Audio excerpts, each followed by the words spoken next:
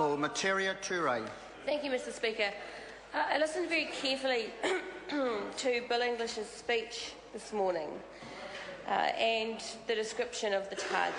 Now, the Green Party is a very strong advocate actually for setting targets for reducing poverty, for eliminating violence, family violence, and we think that there's a lot of opportunity for some better cross-party work on those targets. The problem with Bill English's speech is that it was all just talk, because it's not a question of just setting the targets or saying what he said, as nice as it might have sounded. The practicalities of a government, the choices that a government makes about where it puts its priorities, who it values and who gets its resources are set out in the budget.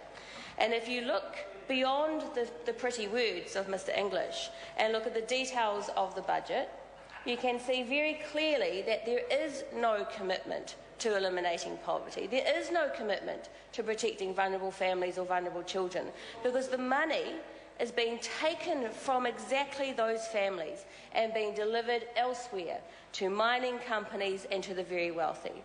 So it's all well and good to hear those nice words, but the budget itself shows that those words are just not true. They are rhetoric designed for public consumption.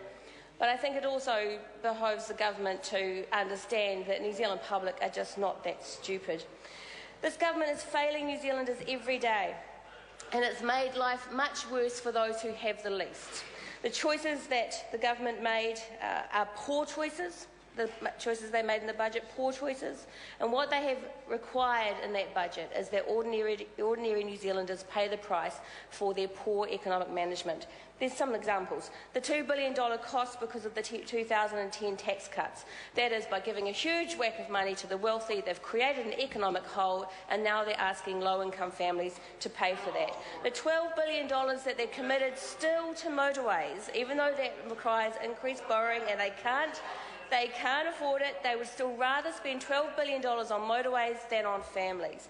The emissions trading scheme pollution subsidies, they would still rather pay $1.5 billion to polluting companies than make sure that New Zealanders have warm, secure housing. They would rather give $400 million in irrigation subsidies to a few, despite the cost to the environment and to the rivers, rather than make sure that all our kids have access to a high-quality public education service. And of course the asset sales, where Treasury itself has shown that the budget deficit will be made worse as a result of the asset sales, well, that's $100 million a year that they're prepared to waste to meet their ideological drive to sell off New Zealand's assets. Having made these bad economic decisions about where they're putting their money, they are now looking for New Zealanders to pay the bill. And not just ordinary New Zealand families, but their children, the very vulnerable children, the young people that Bill English was talking about this morning. So the first tax cuts were supposed to be paid for by increasing GST that vulnerable families had to pay. They're now going back to low and middle income New Zealanders and saying, please pay some more.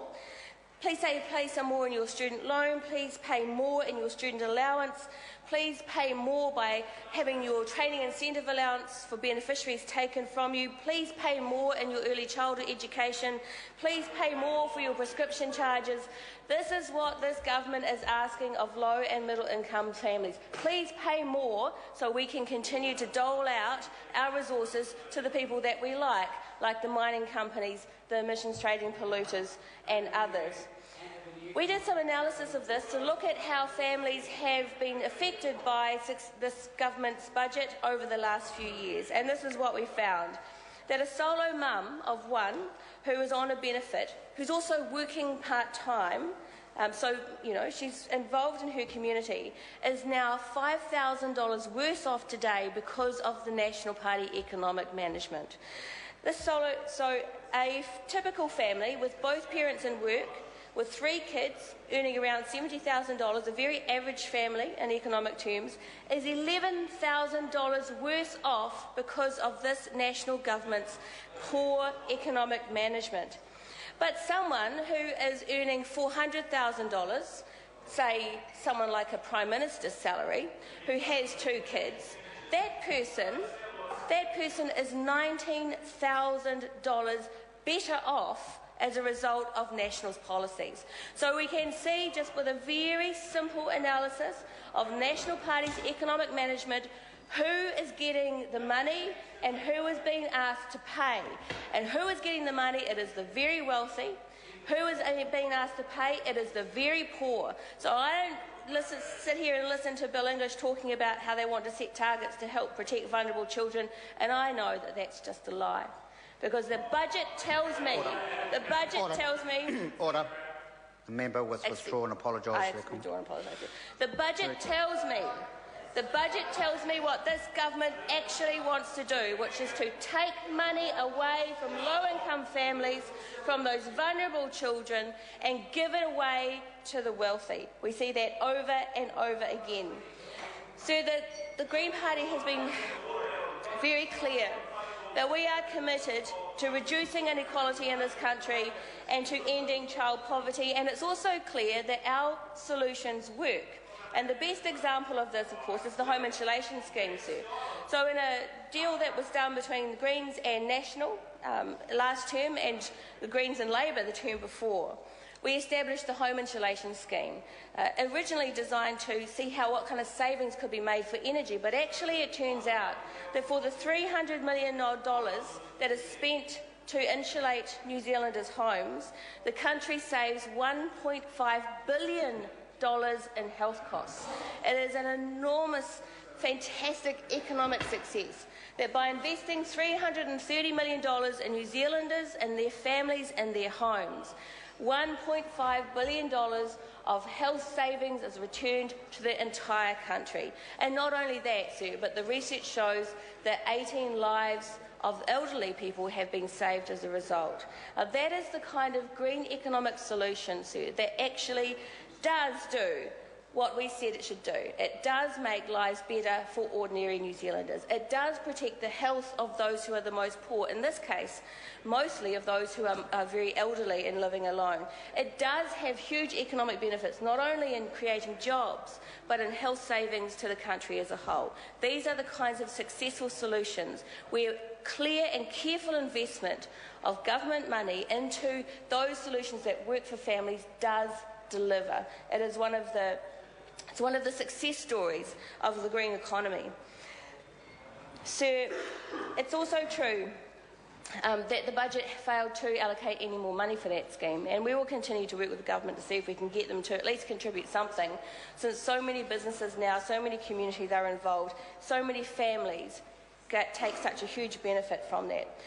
Not only are there significant costs to New Zealand families as a result of this budget, but there's also real threats to the environment, sir. So we know that our rivers and lakes are under threat from dairy intensification. There is still increased subsidies on irrigators. Over half of our monitored rivers are unsafe for swimming. That means our kids, our vulnerable kids, are not safe when they go out swimming in New Zealand waters.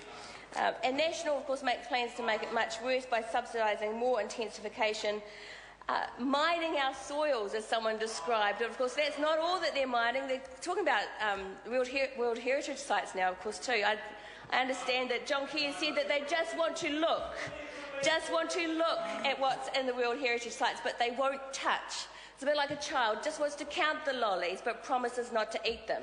Yeah, as if New Zealanders believe that. New Zealanders know rhetoric when they hear it. They know that this government is demanding. This government is demanding that New Zealand families pay the costs for their poor economic management, and that means that ordinary New Zealand families will suffer. Not only through the analysis that we've shown, that shows that ordinary families are much worse off now than the very rich families, but the increased costs to these families over time, both of the transportation failed decisions, the prescription charges, early child education, the continual fights that our community has to have in order just to maintain essential services like reasonable class sizes so their kids get a decent education. These are all costs borne by families, and those costs are imposed by this government through the choices that this government makes about where it puts its resources. Every budget demonstrates the values of a government, and this government does not value children, families and communities. The Green Party is here to stand up for children, families and communities. Thank you, sir. I call Andrew Williams.